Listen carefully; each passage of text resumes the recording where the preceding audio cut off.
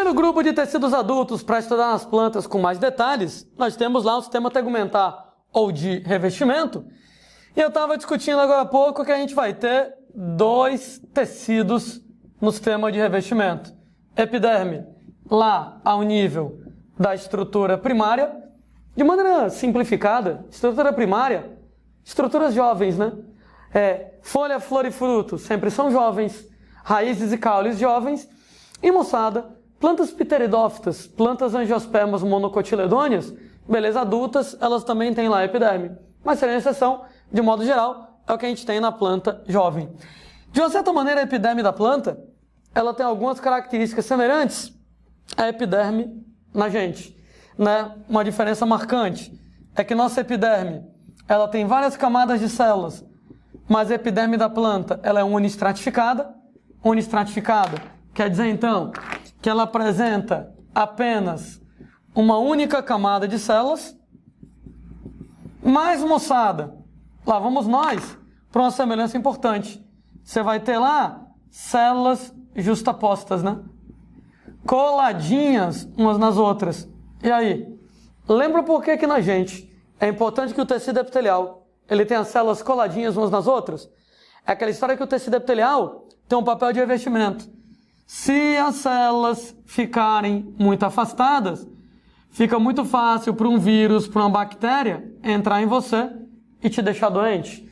Então eu quero que suas células fiquem coladinhas umas nas outras para não deixar espaço para os vírus e vagabundos, para as bactérias fuleirais lá, né, tentarem invadir você. Então, nesse caso, células coladas. Então, células justapostas, o mesmo objetivo, exatamente para poder evitar a entrada de bichinhos do mal, de patógenos, de micro-organismos patogênicos. Um detalhe interessante sobre a epiderme é que ela é aclorofilada. Ela, moçada, não apresenta clorofila. Ô Landim, mas a planta não tem clorofila? Tem, mas nem todas as partes apresentam clorofila. Então a epiderme da planta ela é aclorofilada. Por quê? Porque, gente, excesso de luz destrói a clorofila. Excesso de luz danifica, destrói a clorofila. Nesse caso, nós temos lá que a epiderme ela é aclorofilada exatamente porque excesso de luz acaba destruindo a clorofila, um fenômeno chamado de fotooxidação. Sendo, gente, que o que é que tem a ver a epiderme com excesso de luz? Ora, moçada, a epiderme não é o tecido mais externo da planta? Que nem a sua epiderme é o tecido mais externo da sua pele? A epiderme é o tecido mais externo da planta. E qual é a parte do seu corpo que pega mais sol? O mais externo. Ora, a pele é quem vai pegar mais sol, ela está diretamente exposta ao sol nesse caso. Mesmo esquema em relação à planta. Então, ela é aclorofilada, porque excesso de luz destrói a clorofila. E, moçada, a epiderme, camada mais externa da planta, ela está extremamente exposta à luz. É a camada que é mais exposta à luz, porque é a camada mais externa. Continuo, moçada, me divertindo, nós vamos ter que a epiderme apresenta uma camada chamada de cutícula. Eita, do comentário importante pra caramba! Cutícula, moçada, ela vai ser exatamente uma camada de cera com um papel impermeabilizante. Esse papel impermeabilizante, exatamente, evitar perdas de água, para reduzir perdas de água através dos processos de evaporação de água na planta. Não vou dizer que impede completamente, né? Porque não consegue ser 100% impermeável. Mas, moçada, essa camada impermeabilizante, ela reduz bastante as perdas de água através de evaporação. Uma dúvida, será que a cutícula ela deve estar na folha do lado de cima ou do lado de baixo da folha? Me ajudem, por favor, a pensar um pouquinho. Era uma vez, moçada, a folha vista de lado. O lado de cima, o lado de baixo da folha. Gente, o lado de cima é o lado que está virado para o sol. Uma vez que é o lado que está virado para o sol, é o lado onde tem mais luz e automaticamente temperaturas mais elevadas. O lado de baixo, ele está na sombra, né? E automaticamente ele tem temperaturas mais amenas. Como o lado de baixo está na sombra e tem temperaturas mais amenas, a tendência natural é a evaporação já ser baixa. Agora, aqui em cima, de cara para o Sol, com a temperatura mais elevada, a tendência é a evaporação ela ser maior. E para poder conter essa tendência à evaporação mais alta, eu quero que a cutícula fique na parte de cima da folha. Então a cutícula está localizada principalmente na face superior da folha. Isso aí é até meio instintivo, né? Se eu arranco uma folha de uma plantinha e coloco a folha na sua mão e pergunto, qual é o lado de cima da folha? Cara, tu sabe, o lado de baixo da folha, ele é fosco. O lado de cima, ele é brilhoso. O lado de cima é brilhoso, o que faz brilhar é a cera, né? Então, principalmente na face superior da folha, exatamente porque a face superior da folha, ela está, parte de cima, mais exposta ao sol, e a tendência é a temperatura ser mais alta, a tendência é a evaporação ser maior. Face superior da folha, mais exposta ao sol, automaticamente com temperatura mais alta, automaticamente com maior tendência à perda de água. Para você segurar essa perda de água, então cutícula, principalmente na parte de cima, T maiúsculo temperatura, né? Mais exposta ao sol, com maior temperatura, maior tendência a perder água. Então, a gente tem a cutícula para poder evitar que isso aconteça. Quando a gente fala na epiderme da planta, a epiderme da planta tem uma série de estruturas que nós chamamos pelo nome de anexos da epiderme. Sendo que quando a gente fala nos anexos da epiderme, estruturas especiais, diferenciações em relação à epiderme da planta. Quando a gente fala, moçada, nessas estruturas especiais, quando a gente fala nessas diferenciações, número 1 e mais importante, estruturas chamadas de estômatos. Gente, o estômato é uma estrutura extremamente importante para a planta, porque ele tem dois papéis. Número 1, ele está relacionado com trocas gasosas. Lembrem uma coisa importante. Quando você, moçada, pega um tecido que ele é de revestimento, ele vai ter dois papéis básicos. Ele vai isolar, deixar quem está dentro, quem está fora, fora. Entretanto, ele tem que permitir trocas, né? Tudo que entra ou sai tem que passar por ele. Então, nesse caso, trocas gasosas. E essas trocas gasosas na planta, considerando que a planta faz fotossíntese, a fotossíntese ela vai pegar CO2 mais água, dando glicose mais oxigênio. Tudo bem, a planta também respira, né? Respiração, glicose mais oxigênio, dando CO2 mais água.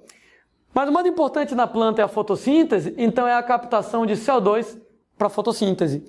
Então, o mais importante em relação aos estômatos, diz respeito lá à captação de gás carbônico para a fotossíntese.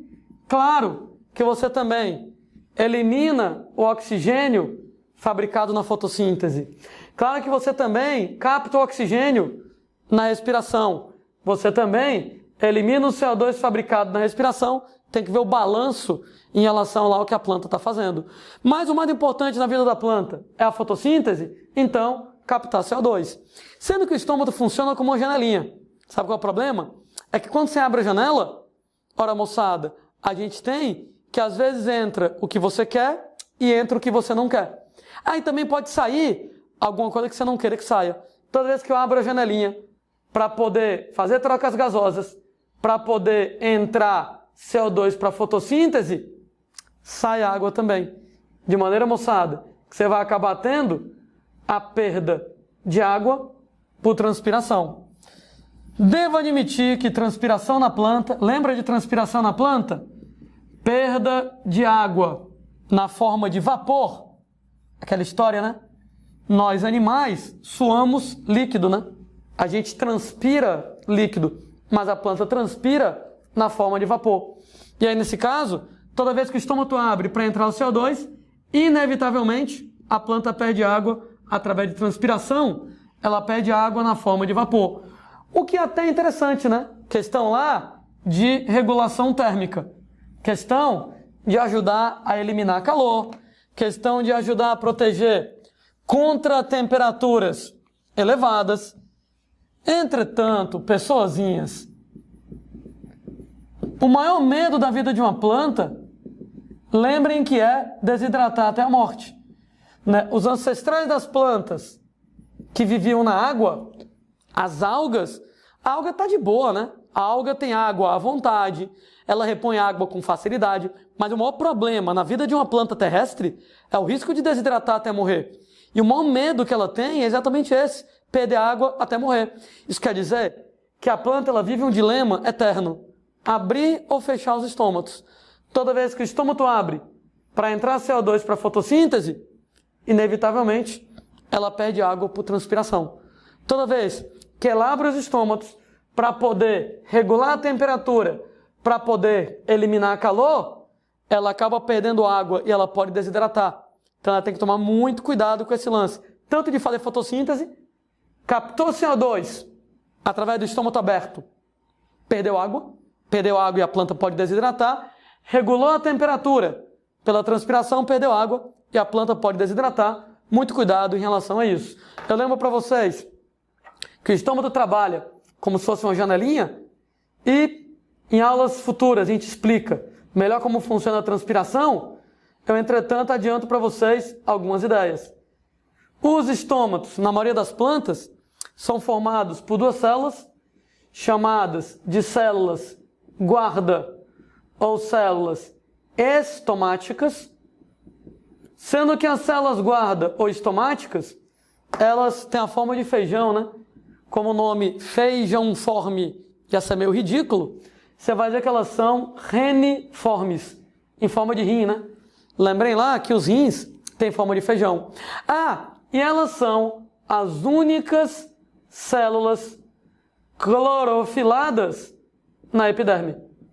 As únicas células que têm clorofila em toda a estrutura da epiderme são as células guarda. Ô Landinho, mas tu não estava comentando agora há pouco que o excesso de luz destrói a clorofila, que como a epiderme ela é mais externa, ela está muito exposta à luz e a clorofila é destruída? Falei. Por que isso não acontece na célula guarda? Acontece. Então a clorofila é destruída o tempo inteiro. E a célula guarda tem que fabricar mais clorofila. A célula guarda tem que ter um metabolismo acelerado o tempo todo para fabricar a clorofila o tempo inteiro. Que ela fabrica a clorofila, ela é destruída. Fabrica, ela é destruída. Fabrica, ela é destruída. Mas ela tem que fabricar a clorofila. Que a gente vai estudar mais na frente, que para você abrir ou fechar os estômatos, a fotossíntese é fundamental. Então a clorofila é fundamental no mecanismo de abertura e fechamento dos estômatos. Por isso que a célula guarda em forma de rim tem que ter clorofila, nem que ela tenha um trabalho. Já a clorofila é destruída, ela produz de novo. A clorofila é destruída, ela produz de novo. As duas células guarda juntas delimitam um buraco, chamado de ostíolo. Ostíolo, moçada, é o orifício do estômato, é a janelinha em si do estômato, o buraquinho, e é através do ostíolo que você faz lá captação de CO2, perde água, né, através da transpiração e daí por diante. As células que estão localizadas ao redor dos estômatos, as demais célulazinhas, elas são chamadas de células anexas ou células subsidiárias ou células acessórias, sei lá, tem vários e vários nomes possíveis. E as células anexas, elas são células epiteliais normais. Se elas são células epiteliais normais, automaticamente elas são aclorofiladas, como é comum em relação às células epiteliais. Existe um tipo especial de estômato chamado de hidatódio, onde o hidatódio ele é um tipo de estômato diferenciado, especializado, que ao invés de promover transpiração, ele vai promover um fenômeno chamado de gutação ou sudação. Onde gutação ou sudação é a perda de água na forma líquida. É a perda de água na forma de líquido. Opa. Lá vou então, né? Então eu estava conversando aqui. Transpiração na planta é a perda de água na forma de vapor. Enquanto, moçada, que o termo gutação ou sudação vai descrever a perda de água na forma líquida. Sendo que o objetivo é diferente, né? Estava comentando que a transpiração, o papel vai ser regulação térmica, né? Nesse caso vai ser eliminação de calor. Enquanto que, moçada, o papel dos hidratórios, perda de água na forma de líquida, exatamente com o objetivo de eliminar excessos de água do solo. Toda vez que você tem água demais no solo, que a raiz pode se afogar, pelo amor de Deus, lembrem que a raiz não faz fotossíntese, né? A raiz está debaixo do chão. Se a raiz está debaixo do chão e debaixo do chão não tem luz, a raiz não faz fotossíntese. Então a raiz somente respira. E como a raiz somente respira, ela precisa de oxigênio. Se você tiver água demais, oxigênio não é solúvel em água. Se tiver água demais, não tem oxigênio. E a raiz se afoga. E a raiz se asfixia. Mas as raízes tem um truque, né? Toda vez que eu tenho excesso de água no solo, a planta pode fazer gutação ou sudação, perda de água na forma de líquido, para eliminar o excesso de água no solo, para poder evitar asfixia, afogamento das raízes.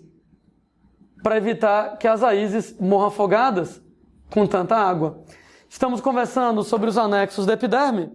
Primeiro deles, estômatos, né?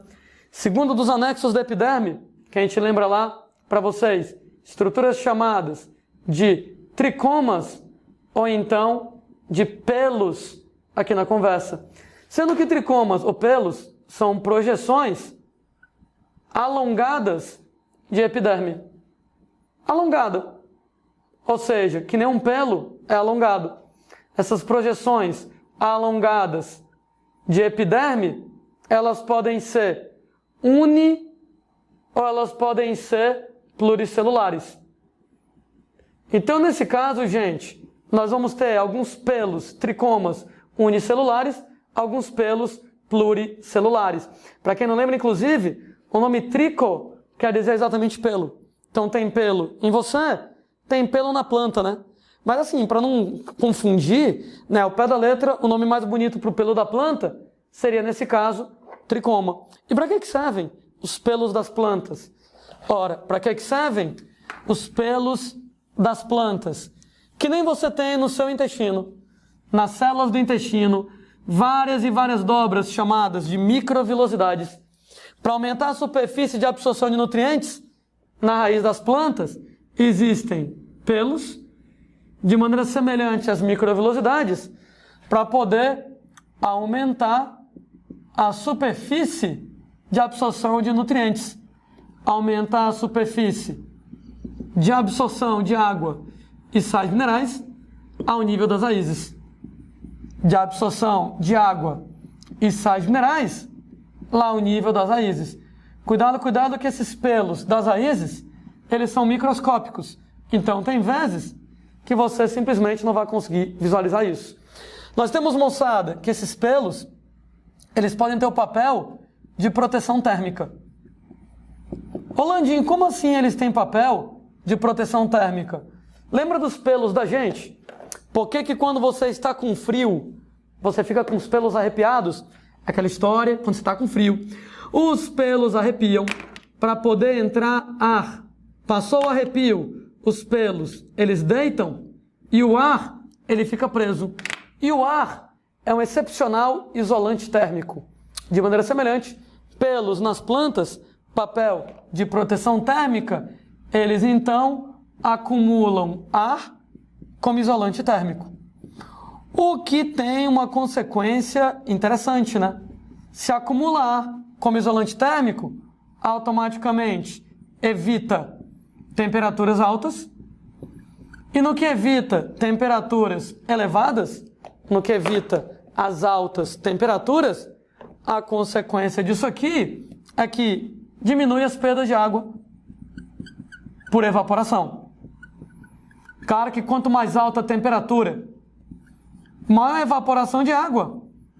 Se você promove isolamento térmico, automaticamente você evita temperaturas elevadas para poder evitar perdas de água por transpiração. O resultado é que plantas que vivem em climas secos têm muitos pelos, né? A gente, moçada, tem um nome que a gente usa muito em botânica, que é o nome que vem lá das aulas de ecologia, plantas que são xerófitas, né? Xerófita aqui na parada, fita, planta, xero, seco, plantas adaptadas a ambientes secos. E plantas adaptadas a ambientes secos tem vários e vários truques.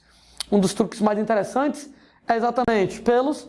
Às vezes eles não são visíveis, normalmente eles são microscópicos, mas exatamente para poder acumular como isolante térmico, evitar que a temperatura suba muito, para evitar que você perca água. Pelos, moçada, tricomas, eles também podem ter o papel de secreção. Ô Landim, secreção de quê? Secreção de alguma coisa. Exemplo, secreção de substâncias tóxicas em algumas plantas, como por exemplo, urtiga. Ora, rapaz, quem aí é de interior, né? Que já andou dando umas passeadas no meio do mato, né? De vez em quando você esbarra lá numa urtiga, aquela planta peludona, que você encosta nela, queima, né? Os pelos da urtiga são pelos pluricelulares e que eles estão associados a glândulas de veneno, né? Arde pra caramba, queima lá quando você entra em contato com a urtiga. Então, pelos com papel de secreção. Então, pelos podem ser pelos para absorção, pelos para proteção térmica, pelos para secreção, algumas possibilidades.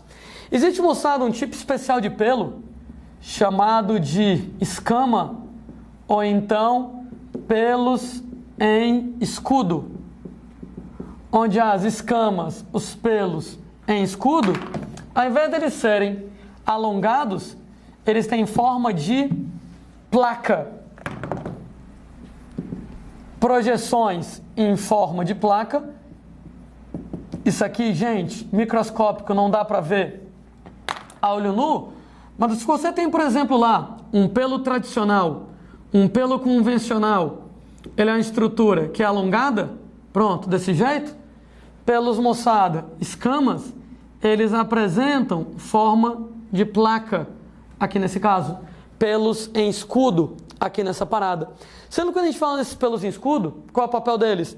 De modo semelhante aos pelos tradicionais, acumular aqui embaixo como isolante térmico. Então, esse é um papel de proteção térmica, uma das possibilidades. Mas, gente, tem outro papel interessante, né?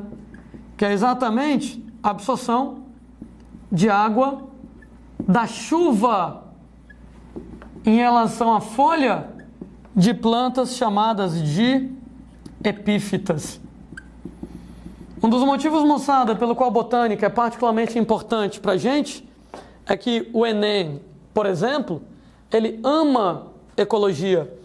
E ecologia, moçada, tem uma interseção muito grande com botânica, né? Porque a gente tem lá que a base dos ecossistemas sempre, inevitavelmente, vai acabar sendo as plantas, né? Então tem essa relação. Existem, moçada, plantas chamadas de plantas epífitas. Plantas epífitas são plantas que vivem sobre outras plantas, mas elas não são parasitas. Ou seja, elas não prejudicam, também elas não ajudam. Elas, moçada, só fazem ficar em cima da outra. Ô Landim, qual é o objetivo de uma planta ficar em cima da outra? O óbvio, ficar mais perto do sol, né?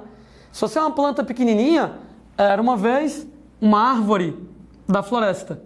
Se você é uma planta pequenininha e está aqui embaixo, tu tá na sombra, cara. Tu não vai pegar luz. Tu vai acabar morrendo porque sem luz tu não faz fotossíntese. Que tal, ao invés de você crescer aqui embaixo, você crescer aqui em cima? Ah, se você cresce em cima da outra planta, você não fica na sombra, fica mais perto do sol para fazer a fotossíntese e aí vai.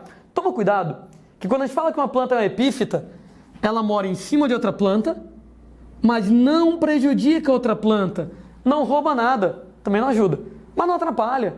Eu só quero ficar lá em cima, só para ficar um pouquinho mais perto do sol. Por favor, planta grandona, me ajuda? E a planta grande ajuda. E ela não atrapalha. Então, né? Plantas moçadas epífitas incluem orquídeas, bromélias. Caramba, gente, de novo, não são parasitas. Elas não roubam nada. Mas aí tem um problema.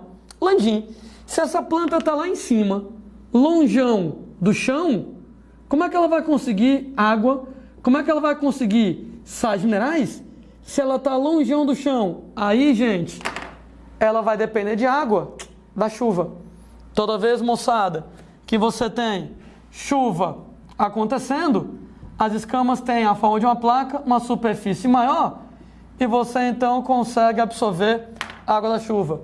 Papéis como proteção térmica, papéis como absorção de água da chuva em plantas epífitas não parasitas.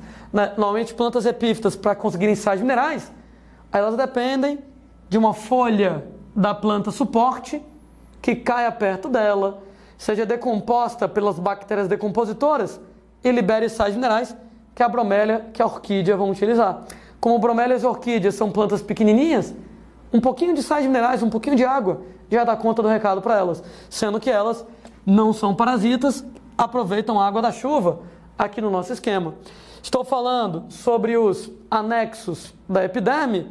Nós temos estruturas chamadas de papilas, onde as papilas são projeções suaves na epiderme da planta. Essas projeções suaves de epiderme, elas, gente, têm o objetivo de evitar a reflexão da luz nas pétalas,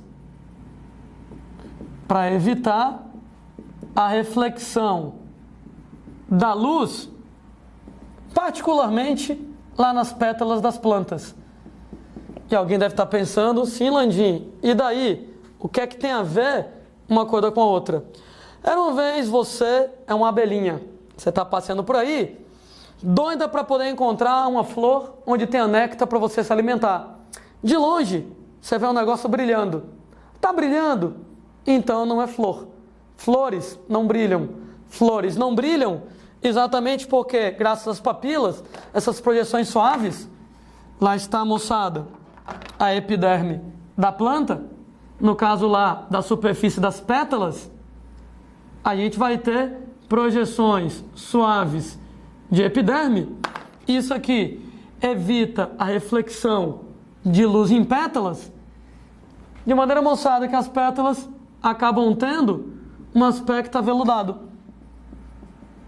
A grande vantagem disso aqui é exatamente para não confundir com folhas.